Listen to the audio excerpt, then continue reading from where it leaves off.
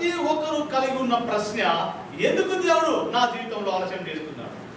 ఎందుకు నేను ఇంకా సరైన జీవితము జీవించలేకపోతున్నాను? సరి అయిన ఒక ఆత్మీయుడిగా, ఒక సంఘ పెద్దగా, ఒక సంఘ పెద్దరాలుగా అప్పగించిన పనిగా ఎందుకో సరిగ్గా జీవించలేకపోతున్నాము అయా అంటే, వాస్తవంగా ఈరోజు మేము అద్భుతమైన 3 పాఠాలు నేర్చుకుందాం. 3 డీలు. ఏంటది? 3 డీలు, రైట్? 3 Ds అంటారు. 3 Ds ఫర్ డిలే. 3 డీలు ఆలస్యం చేస్తున్నాయి. ఆ 3 డీలు ఏంటి? ఆ డీలు తెలుసుకొని వాటిని జయించి, లేదా వాటికి ఓపికతో మనం ప్రభు యొక్క సన్నిధిలో, ప్రభు యొక్క పక్షముగా ఉండి నిరీక్షిస్తున్నట్లయితే ఖచ్చితంగా 6 100 106 దేవుడు ఖచ్చితంగా సమాధానం ఇస్తాడు. నిజంగా తెలుసుకోవాలి, కలిగిన ఆలస్యం ఏమిటో తొందరపడకుండా నిరీక్ష కలిగి జీవించాలి. సో ఆ 3 Ds ఏ విధంగా జయించాలి, ఏ విధంగా భక్తులు జయించారు, ఏ విధంగా ఈరోజు మేము జయించి అద్భుతమైన దేవుని ఆశీర్వాదం పొందుకొని, కుటుంబం యొక్క ఆశీర్వాదం పొందుకొని మేము చక్కగా జీవించిన కాలము, ఆనందంగా జీవించిన కాలము, సమాధానంగా జీవించాలని, బ్రతకాలని ఒకవేళ ఆశిస్తూ ఉన్నట్లయితే సహోదరి సహోదరుడా జాగ్రత్త వినండి. ఖచ్చితంగా తెలుసుకోవాల్సిన ఆ 3 deal, 3 Ds for delay. 3 deal delay చేస్తున్నాయి. వేటి నుంచి? పరలోకము ఆశీర్వాదాల నుంచి. వేటి నుంచి? పరిశుద్ధంగా జీవించకపోవడానికి డిలే చేస్తున్నాయి. ఆత్మీయంగా జీవించకపోవడానికి కారణము డి వచ్చి మధ్యపడుతుంది. అప్పగించిన పని సంపూర్ణ జరిగించలేకపోవడానికి, లేదా అప్పగించిన పని సంపూర్ణ చేయలేకపోవడానికి కారణం డి అడ్డుపడుతుంది.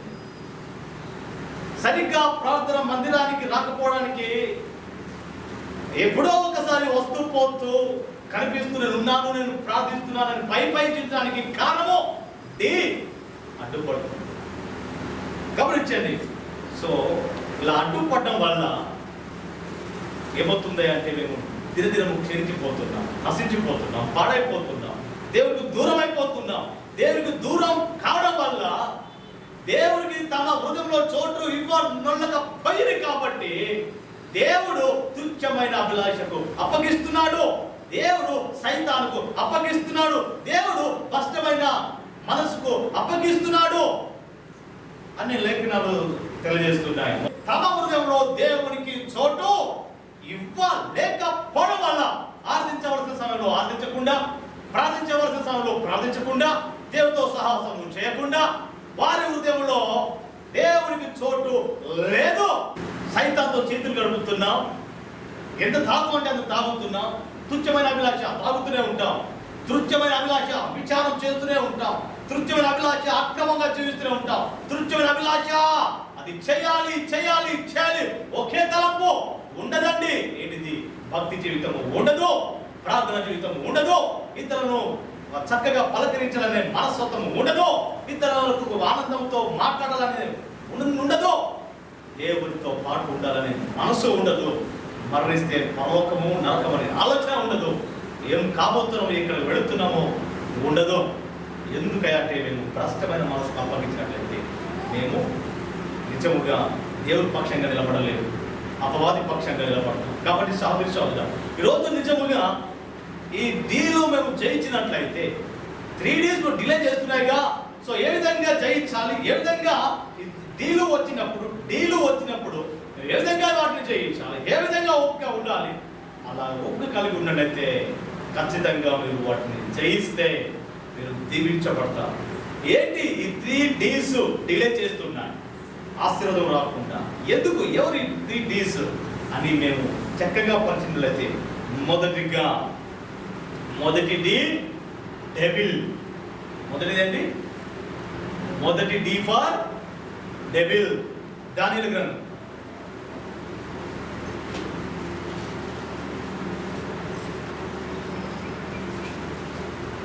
10వ అధ్యాయం 11వ వచనంలో ఏముంది అంటే, పారసీకుల రాజాధిపతి 21 దినములు నన్ను ఎదిరించెను. ఇంకా పారసీకుల రాజుల సముఖమున నేను నిలుచుండగా ప్రధాన అధిపతులలో మీకాయేలు ఒకడు నాకు సహాయము చేయవచ్చు. ఈ దర్శనము సంగతి ఇంకా అనేక దినముల వరకు జరిగేను. గమనించండి, దానియేలు దాదాపు 3 వారాలు అంటే 21 రోజులు ఆయన ఏం చేస్తున్నాడు తెలుసా? ఉపవాసంలో ఉన్నాడు. 21 రోజులు ఏమి తినాలా? 21 రోజులు ఏది కూడా స్నానం చేయాలా, ద్రాక్షారం చేయాలా, ప్రార్థన చేస్తున్నా కానీ ఎందుకు సమాధానము రావట్లా. ఉపవాసం ఉంటున్నాడు. స్నానం చేయకుండా, స్నానాభిషేకం లేకుండా కూడా దేవుని సన్నిధానమున మొరపెడుతున్నాడు. మొరపెట్టినప్పుడు కూడా ఎందుకు ఆలస్యం అవుతుందా అంటే ప్రార్థనకు సమాధానం రాకుండా అంతర్యం పట్టింది. దర్శనము కలగడానికి 20 days పట్టింది. దేవుడు మాట్లాడడానికి, బలపడడానికి 21 days పట్టింది. ఎందుకో ఒక రోజు ఉపవాసం ఉండగా, రోజంతా ఉపవాసం ఉండగా ఎందుకు దర్శనం రాలా? ఎందుకు సమాధానం రాలా? ఎందుకయ్యా అంటే డెవిల్ డిస్టర్బ్ చేసింది, సైతాను ఆటంకపరిచింది. ఎస్, ఈరోజు వాక్యం సహోదరి మనము 1 తెస్సలోనిక పత్రిక 2వ అధ్యాయం 18వ వచనం చూసినట్లయితే అక్కడ భక్తుడైన పౌలు తెస్సలోనిక సంఘంతో అంటాడు, అయ్యలారా నేను రావాలని మనసు నాకు ఉంది, నేను మిమ్మల్ని కలవాలని ఉద్దేశం ఉంది, కానీ ఈ సాతాను మమ్మల్ని అభ్యంతరపరచెను అని రాయబడింది. 1 తెస్సలోనిక 2వ అధ్యాయం 18వ వచనం. సైతాను ఏం చేసిందంట? అభ్యంతరపరిచిందంట.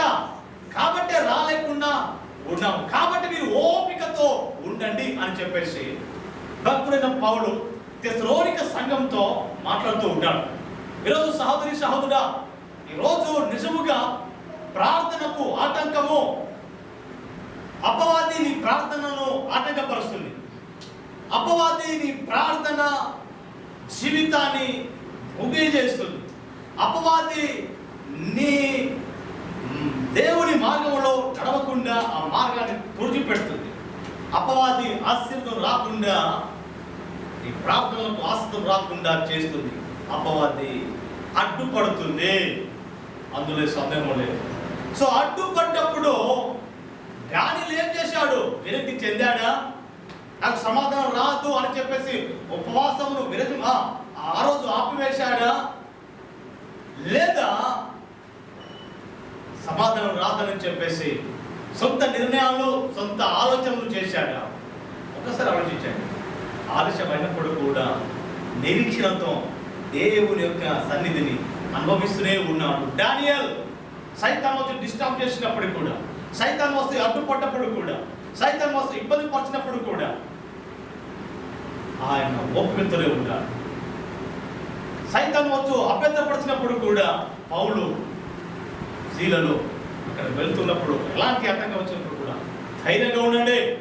సైతాను అభ్యంతరపరుస్తున్నాడు, సైతాన్ అడ్డుకుంటున్నాడు, అయినా ఓపిక కలిగి ఉన్నాడు. ఖచ్చితంగా మేము రోజు వస్తాం చెప్పేశాను. ఆలస్యమైనప్పుడు కూడా అలక్ష్యం చేయకుండా వెళ్ళి వారిని కలిశాడు, వెళ్ళి బలపరిచాడు. సో ఏంటయ్యా అంటే ఆలస్యమైనంత మాత్రాన దేవుడు నాకు సమాధానం ఇవ్వడేమో అని అనుకోవడానికి ఏమాత్రము వీల్లేదు.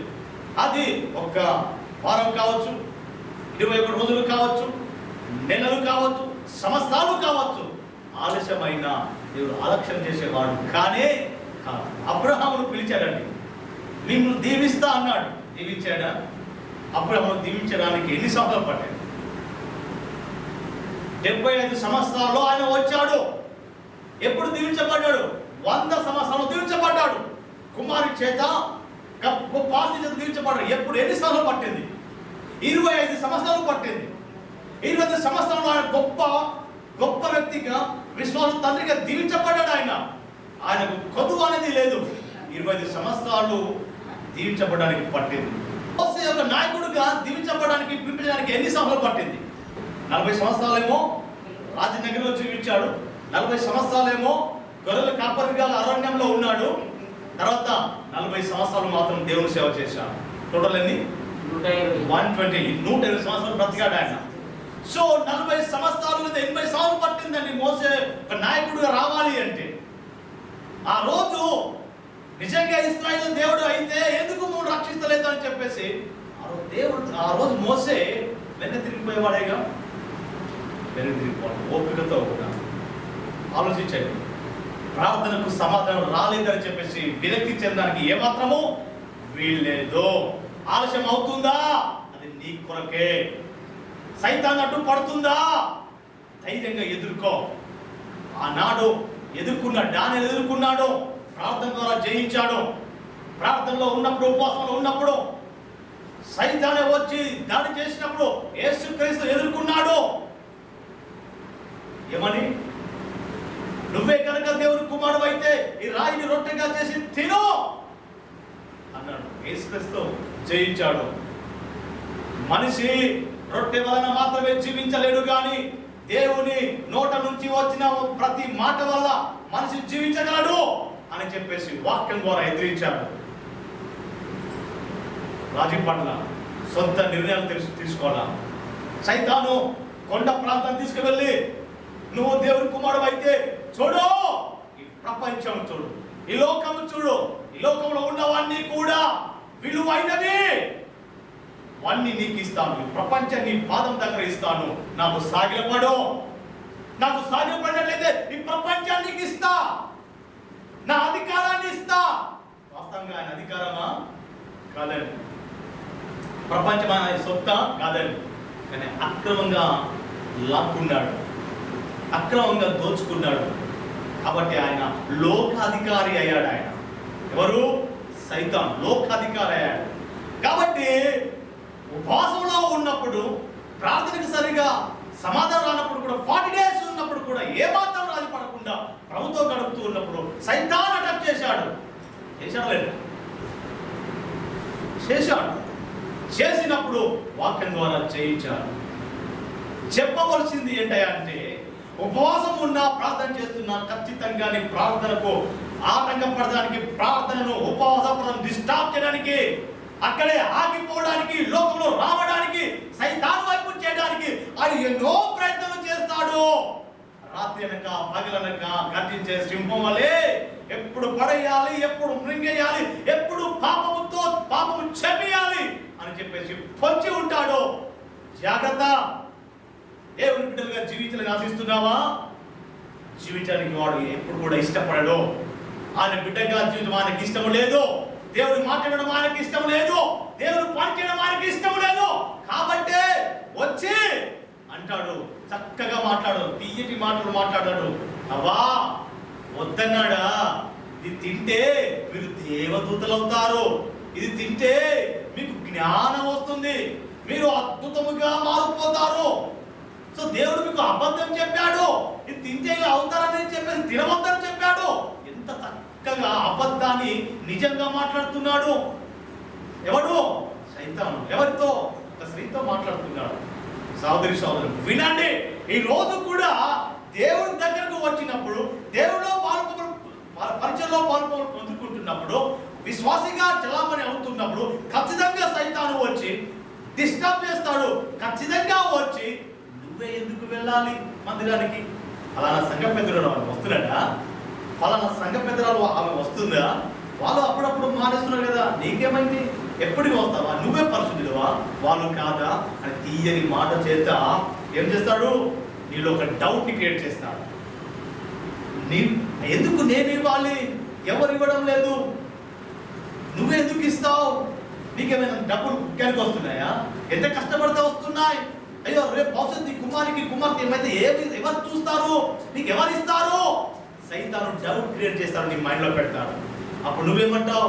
అవును కదా, రేపు పరిస్థితి, నా పరిస్థితి ఏంటి, రేపేం సరిపోతుంది ఎవరికి తెలుసు, కాబట్టి నేనే ఎందుకు ఇవ్వాలి, నేనే ముందుకు ఎందుకు రావాలి అని చెప్పేసి దేవునికి కృతజ్ఞతలు చెల్లించడంలో ముందుకు రాకుండా, పరిశుద్ధులుగా జీవించడానికి ముందుకు రాకుండా, పరిచయంలో పాల్పొందడానికి ముందుకు రాకుండా ఎన్నో బాణాలు వేస్తాడు, ఎన్నో తీయని మాటలతో నీ మైండ్లో నింపుతాడు.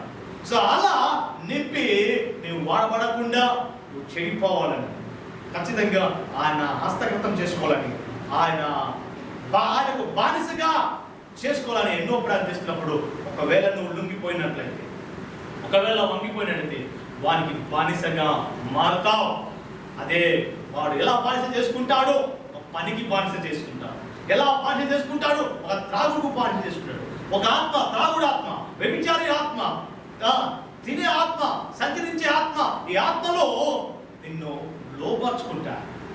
ఆ లోపరుచుకున్నప్పుడు నువ్వు ఎవరి మాట వినవు. నీకు నువ్వే నీకు నువ్వే రాజువి. చెప్తే నీకు కోపం వస్తుంది. నీలో దిద్దుకునే తత్వం ఉండదు, మార్చుకునే స్వభావము ఉండదు. ఎప్పుడైతే సైతాను చెరలో ఉన్నాం, సైతాన్ చేత బంధించబడి జీవిస్తూ ఉన్నప్పుడు, ఎప్పుడైతే లోకా సంబంధమైన జీవితం జీవిస్తున్నప్పుడు మనకు మేమే రాస్తున్నాం. కాబట్టి గమనించండి, అలా ఉండకుండా నిజంగా వచ్చే ప్రతి సమస్యను జయించాలంటే ఈ దీన్ని మనం జయించాలి. ఓపికతో ఉండాలి. ప్రతి మాట చేత జయించాలి, ప్రతి వాక్యం చేత జయించాలి, ప్రతి దేవుని వాక్యం ద్వారా జయించాలి. ఓపిక నీ ఆయుధం అయితే విజయం నీ సొత్తు అవుతుంది. ప్రార్థన నీ యొక్క ఆయుధం అయితే ప్రతిఫలం నీ సొత్తు అవుతుంది. కాబట్టి గమనించండి, సమాధానంగా ఉండాలి అంటే, ఆత్మీయంగా ముందు కొనసాగించాలి అంటే ఖచ్చితంగా వారిలో కోపము ఉండకూడదు, ప్రేమ ఉండాలి. ప్రేమ ఉండాలి, సమాధానం ఉండాలి. ప్రేమ ఉండేది సమాధానం. కాబట్టి ఎప్పుడైతే సమాధాన పడి నువ్వు ఉంటావో ఆ గొడవలకు దూరం ఉంటావు. ఎప్పుడైతే ఆ ప్రేమ కలిగి ఆ సమాధానం కలిగి ఉంటావో ఆ గొడవలలో దరి చేరవో. రెండవదిగా డీప్ ఫర్ ఏంటిదిగా డిస్ప్యూట్స్. డిస్ప్యూట్ అంటే గొడవలు. ఈరోజు ప్రార్థనకు సమాధానం రాకపోవడం రెండవ కారణం ఏంటయ్యా అంటే గొడవలు. నీ కుటుంబంలో గొడవలు కావచ్చు, భార్య భర్తల మధ్య గొడవలు కావచ్చు, స్నేహితుల మధ్య అన్న తమ్ముల ఆస్తి కొరకు గొడవలు కావచ్చు, సిస్టర్స్ మధ్య గొడవలు కావచ్చు, లేదా నువ్వు చేసే ఉద్యోగంలో సహా ఉద్యోగి ద్వారా లేదా ఉద్యోగితో గొడవలు కావచ్చు, ఒక విశ్వాసంతో గొడవలు కావచ్చు. సో ఏదైనప్పుడు ఎవరితోనైనా ఒకవేళ గొడవ పెట్టుకుంటున్నావా, సైతాను కావలసి గొడవ పెట్టిస్తున్నాడు, రాంగ్ ఇన్ఫర్మేషన్ ఇస్తున్నాడు, రాంగ్ ఉద్దేశాలలో పెట్టిస్తున్నాడు. కాబట్టే నీకు డిస్ప్యూట్ అనేది గొడవలు జరగడానికి ఆయన పెడుతున్నాడు. ఈ డి అనేది డిస్టర్బ్ చేస్తుంది. దేనికి? ప్రార్థనకు సమాధానం రాకుండా. గొడవ పడుతూనే నీకు సరిపోతుంది. ఎక్కడ ప్రార్థన చేస్తా? గొడవ పడడమే నాకు వీలు కలుగుతుంది. ప్రార్థనకు వీలు లేదు, ఆత్మీయతకు వీలు లేదు, మంచి వారితో సహవాసానికి వీలు లేదు. కాబట్టి చిన్న చిన్న మనస్పర్ధ ద్వారా ఈరోజు అనుమానాల ద్వారా అవమానాలు పొందుకుంటూ ఆత్మహత్యలు చేసుకునే వారు ఎంతమంది లేరు? భర్త మీద అనుమానం, భార్య మీద అనుమానం, తద్వారా వచ్చే వారికి మధ్యలో గొడవలు. ఫలాని పక్కిట్ట ఆయన ఏదంటే అది కొనిస్తున్నాడు, నువ్వు ఉన్నావు, నువ్వు ఏమి నాకు కొని తీసుకురావట్లేదని పరాయిలను చూసి, పులిని చూసి నక్క వాతలు వేసుకున్నట్టు వేరే వాళ్ళని చూసి నీ జీవితాన్ని చించుకోకుండా, నీ జీవితాన్ని పాడు చేసుకుండా ఒకవేళ ఉండాలంటే డిస్ప్యూట్కు తావు ఉండడానికి వీలేదు, గొడవలకు తావు ఇవ్వడానికి వీలేదు. ఈరోజు చిన్న చిన్న విషయాల్లో, ఆత్మీయ విషయాల్లో, విశ్వాసుల మధ్య విషయాల్లో మనస్పర్ధాలు నేనే ఎందుకు చేయాలి? అందుకు ఆ విధంగా గొడవలు చేస్తూ ప్రార్థనకు అభ్యంతరంగా ఉండడానికి ఏమాత్రము వీల్లేదు.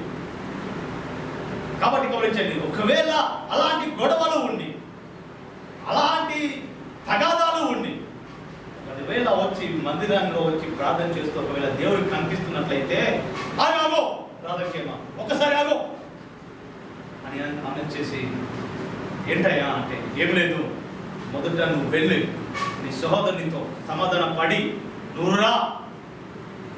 బలి కంటే ప్రార్థన కంటే మొదటి విలువ క్రీస్తు సమాధానానికి ఇచ్చారు. పీస్ఫుల్గా ఉండాలి. మత్తయి సువార్త 5వ అధ్యాయము 23-24. రైట్.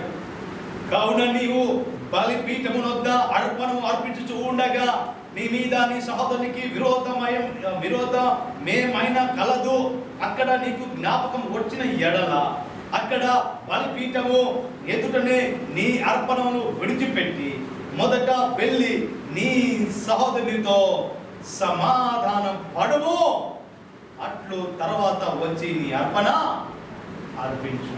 చూశారా, మొదటిగా గొడవలు రాకుండా ఉండాలి అంటే వారి మధ్య ఏముండాలి? కోపము ఉండాలి. అవును అని వాళ్ళు గట్టిగా చప్పట్లు కొడతారా? ఏమింటారు? సమాధానంగా ఉండాలంటే కోపం ఉండాలి. మొదటి పేతురు 3వ అధ్యాయము 7వ వచనము, దేవుడు ప్రపంచంలో మొట్టమొదటిసారిగా ఒక వ్యవస్థను ప్రారంభించాడు. ఆ వ్యవస్థనే కుటుంబ వ్యవస్థ.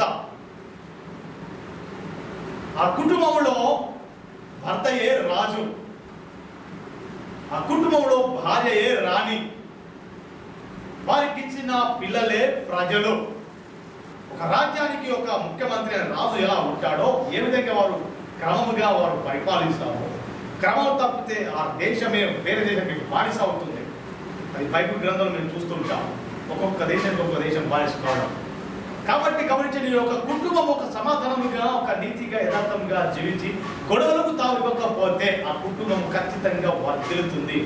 ఆ కుటుంబ వ్యవస్థ అనే రాజ్యము వర్ధిల్లుతుంది. ఆ కుటుంబము నెమ్మదిగా అనేక మందికి మాదిరిగా ఉంటుంది.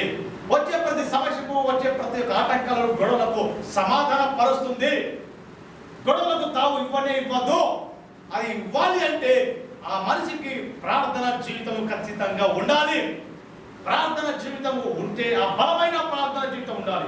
ప్రతి చోట నువ్వు ఎక్కడ ఉన్నా ఆ చోట ప్రార్థించాలి. ఖచ్చితంగా 20 నిమిషాలు ప్రార్థించాలి. 20 నిమిషాలు వాక్యం చదవాలి. 20 నిమిషాలు ఖచ్చితంగా ఎవరికో ఒకరు గురించి, సాక్ష్యం గురించో ప్రభు యొక్క గురించో నువ్వు మాట్లాడాలి. ఖచ్చితంగా ఈ 2020 ఫార్ములా నీ జీవితంలో నువ్వు ఖచ్చితంగా ప్రాక్టీస్ చేయాలి లేదా నెరవేర్చాలి. సో ఆ విధంగా ముందుకు సాగుతూ ఉన్నట్లయితే దేవుడు ఖచ్చితంగా ఎందుకు అద్భుతాలు వచ్చాడు, ఎందుకు నీ ప్రార్థనకు సమాధానము రాదో ఒక్కసారి ఆలోచించండి. దేవుడు ఖచ్చితంగా దేవుడు దీవిస్తాడు, ఖచ్చితంగా దేవుడు ఆశీర్వదిస్తాడు. ఒకరోజు గమనించండి, ఒకరోజు సాధు సుందర్ సింగ్ ని టిబెట్లో పరిచయం చేస్తున్నప్పుడు సావగొట్టారండి. సావగొట్టి ఇంకోసారి మా వాడలో రావద్దు అని చెప్పేసి సావగొట్టేసి చనిపోయాడు అని స్పృహపోయాడు, చచ్చిపోయాడు అని చెప్పేసి బావిలో పడేశాడు. అక్కడ కొంచెం నీళ్లు, పాములు, తర్వాత బండలు, కప్పలు, ముళ్ళ పొదలు అన్ని పారేశారు. కాడైనా పనికిరాని బావి చూశారా ఎప్పుడన్నా? పనికొచ్చే బావి ఏమో అందులో నుంచి నీరు త్రాగుతారు, అందులో నీరు ఉపయోగిస్తారు. అదే పనికిరాని బావి అయితే చెత్తంతా ఆ బావిలో, ముళ్ళంతా, సీసలంతా, చెడు పదార్థాలంతా, డైపర్లన్నీ కూడా ఇక్కడ అక్కడే అలాంటి బావిలో సాధు సుందర్ సింగ్ పడేశారండి. పడేసి అందరితో ఆగిపోనా, మరలా ఇక్కడ లేస్తాడేమో చెప్పేసి పైన, మీకు తెలుసా, ఒక బావి పైన రాడుతో ఒక కవచముగా రంధ్రాలు కలిగిన రాడు తయారు చేసి దాన్ని ఫిట్టింగ్ చేసి దానికి తాళం వేసి బయట రాకుండా చేశారు. అటువలే పురుషులారా, జీవమును కృపావరములో మీ భార్యలు మీతో పాలివారై ఉన్నారని ఎదిగి ఎక్కువ బలహీనులమైన ఘటమని భార్యను సన్మానించి మీ ప్రార్థనలకు, ఏంటట అండర్లైన్ అక్కడే, మీ ప్రార్థనలకు అభ్యంతరము కలగకుండున్నట్లు, ఏంటట, మీ ప్రార్థనలకు అభ్యంతరం కలుగుకున్నట్లు జ్ఞానము చొప్పున వారితో కాపురం చేయండి. మొదటిది కూడా దానియేలు ప్రార్థిస్తుండగా అభ్యంతరపరిచింది, రైట్? పౌలు వెళుతూ ఉండగా వారి పరిచయంలో అభ్యంతరపరిచింది. రెండోది కూడా వాళ్ళు కుటుంబంలో అభ్యంతరపరుస్తున్నారు. ప్రార్థనకు అభ్యంతరం కలగకుండా వాళ్ళు జయించాలి అంటే జ్ఞానము చొప్పున, ఆ జ్ఞానమే పై సంబంధమైన జ్ఞానము, అది ప్రభువైన యేసుక్రీస్తు జ్ఞానము. ఈ జ్ఞానం కలిగి నువ్వు కుటుంబంతో ఏ విధంగా ఉండాలి, ఏ విధంగా కుటుంబంలో ఒక మాదిరిగా, ఒక మోడల్గా ఉండాలో ఆ సత్యాన్ని తెలుసుకోవాలి, నేర్చుకోవాలి. మూడవది డివైన్. డివైన్ అంటే దైవత్వం. డివైన్ డిలే, దేవుడే ఆలస్యం చేస్తాడు. ఎందుకు దేవుడే ఆలస్యం చేస్తాడు? మూడవది డివైన్ డిలే. మొదటిగా డెవిల్, రెండవది డిస్ప్యూట్స్, మూడవది divine. Right? Devil delay, dispute delay, divine delay. So ఇవి మన ప్రార్థనకు ఆలస్యం చేయడానికి, అడ్డుపడడానికి ఇది. సో డివైన్ డిలే, ఎందుకు దేవుడే ఆలస్యం చేస్తాడు? ఎంత ప్రార్థన చేసినా ఎందుకు దేవుడు మా ప్రార్థనను పట్టించుకోడు? ఎందుకు ఎంత ఉపవాసం ఉన్నా, ఎంత చక్కగా జీవించినా ఎందుకు దేవుడు ప్రార్థనకు సమాధానం రాదు? ఎందుకు ఆలస్యమో? ఎందుకు ఆలస్యమో? ఎస్, చూద్దామండి. యోహాను సువార్త 11వ అధ్యాయము